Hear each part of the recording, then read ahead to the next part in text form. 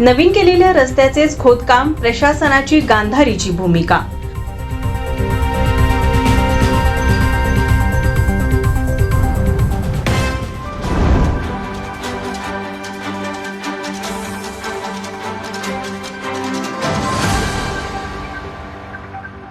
कोल्हापूर शहरातील रस्ते डांबरीकरणासाठी सरकारने 100 कोटी रुपयाचा निधी दिला आहे।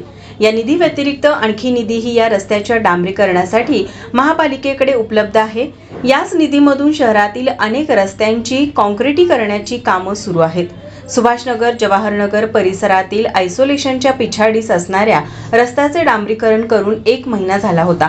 मात्र गेल्या 8 दिवसात या रस्त्याचे खोदकाम करण्यात आले आहे। 1 महिना झाला रस्त्याचे डांबरीकरण करून पुन्हा रस्त्याचे खोदकाम केले आहे। याकडे महापालिकेचे लक्ष आहे की नाही? प्रशासनाने गांधारीची भूमिका स्वीकारली आहे का?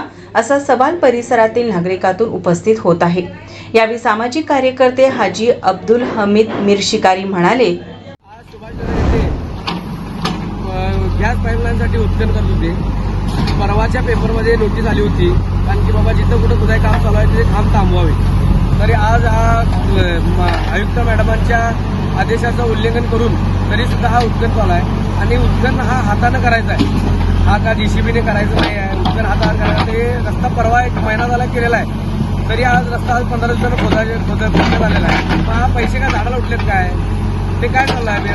त्याची चौकशी व्हावी आणि हे काम बंद करून हे पावसाळ्यात काम चालू आहे हे काम थांबवून उन्हाळ्यात काम करण्याचा विरोध नाही आहे, पण त्याला लाईन लेवल पण त्याला काय तर पाहिजे, नागरिकांची सुविधा होता ते काम आता बंद पाडलेलं आहे। तरी आता सर्व नागरिकांची तक्रार आहे, नागरिक संतापलेले आहेत। थँक्यू।